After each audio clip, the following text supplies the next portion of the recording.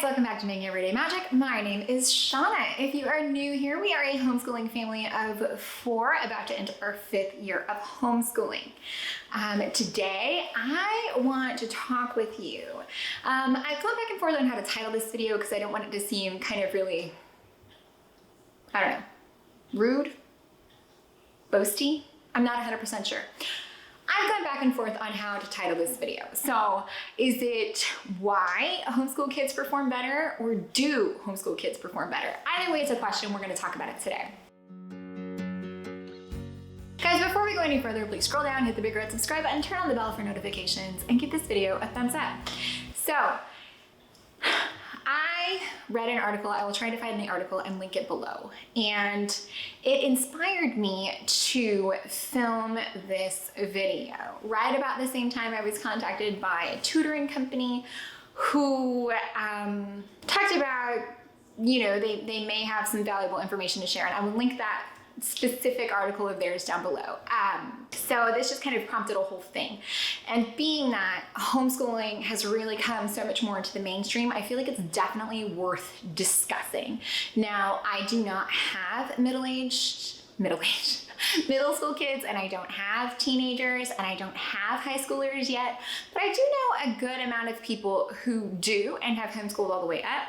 It's not a bridge that I've crossed yet. It's not something that I personally have tackled, but I know that as I have a 9-year-old, as she gets older, if this is a path that we continue down, and I always reserve the right to swap it up, change it up, do whatever it takes to make sure that we're serving ourselves best in the moment. So right now that's homeschool. It may not always be homeschool. But for those of you who are ahead of me, who are with me, who are debating on what the right choices are, I saw an article and it just prompted me to share with you, to really discuss, do homeschool kids perform better? Why do homeschool kids perform better? So the article that I saw is about, I want to say she's 12 now. I don't remember the specifics, but again, I'll link it below.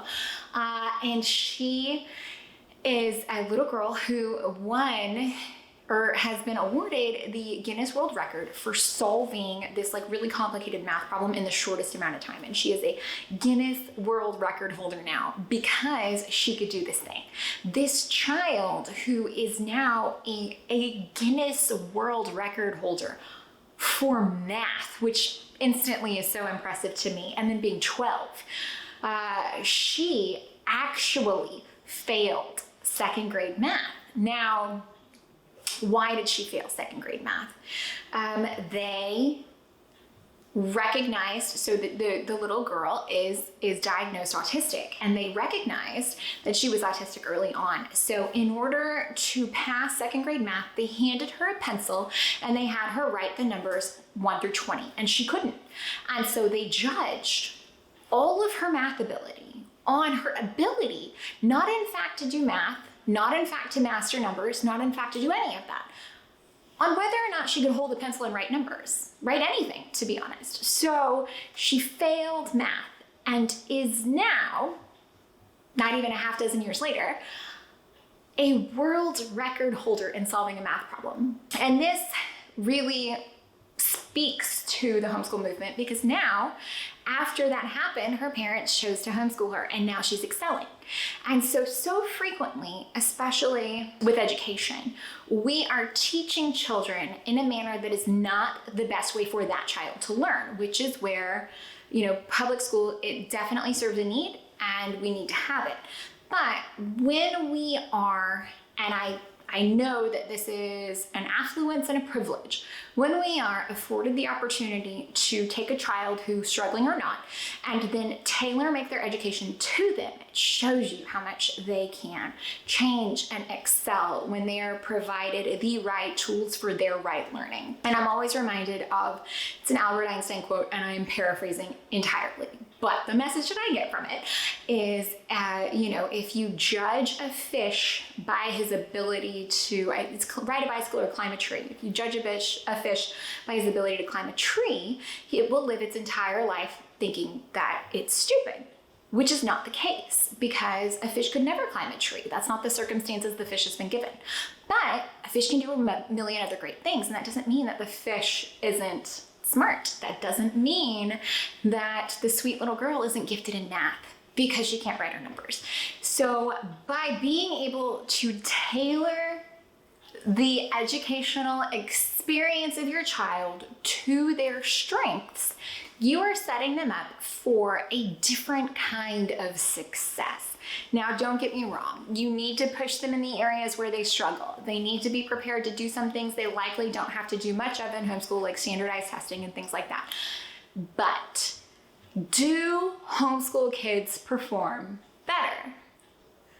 I would argue that they don't. They do not perform better if you judge them all by the same matrix. However, the guardians, the parents, the people who've chosen to homeschool these children have changed the matrix. So therefore, they do perform better at the matrix they're being judged by. So again, this interesting article was presented to me, and it talks about it's by a company that does college counseling, college tutoring, college kind of prep work to get your kids into college, and they have an entire page dedicated to how colleges are actively recruiting homeschoolers. Now, homeschool life is so much different, but if you think about it, like think back to your public school days, they talk so much about you need to do this to be prepared for college, and then there's so much talk about how college atmosphere is so different.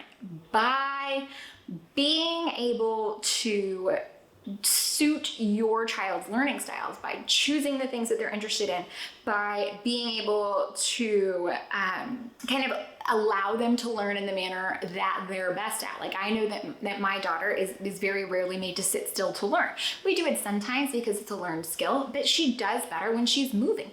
She learns better by doing versus being read to. So there's a very different outcome when you've changed what you put in. You're going to get out different things when you change what you put in. If you are judging them based on their strengths and weaknesses, the bar changes, the bar moves.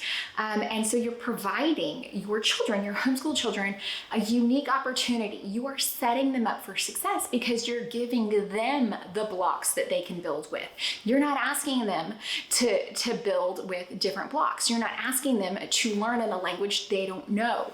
If you take your children and you expect from them what they are skilled in, what they have strengths in. And I'm not saying that you shouldn't work on their struggles. You absolutely should. But if they can't hold a pencil, is that how you judge math? It's not. So by changing the game, by freeing yourself up for homeschool, you can help your children to perform better because you are putting into them something that they will be able to give you back, something that will increase the strength of their output by tailoring what you put in, by suiting it best to their learning styles, to their needs. This was such a fantastic and amazing story, so motivating, so inspirational. I hope you scroll down and find it down there and look at that. Go over and look at this article about colleges actively recruiting homeschool students, and know that they do not perform better, and there's not a reason why they perform better, because they don't. But what they have been given is a set of tools that will best suit them. And that is where the difference is in homeschooling versus public education. They're not being made to learn or conform to what suits the masses the best. You can tailor-make the education for your child so that they are in a position where colleges are going to recruit them, so that they are in a position to get out the most of what you've put in, because you've tailored it to make it something that is going to best suit that child. So I hope that you found any of this helpful, entertaining, or informative. I hope if you're on the fence, it maybe gives you a little bit of an inspiration to know that if your child is struggling in public school, maybe you just need to change what you're putting in. And maybe that solution is homeschool, and maybe it's just being a little bit of a different advocate for your child in the public school realm. But I hope that you find what suits you best. I hope that you find what suits your child best. Guys, please scroll down, hit that big red subscribe button, turn on the bell for notification, and give this video a thumbs up.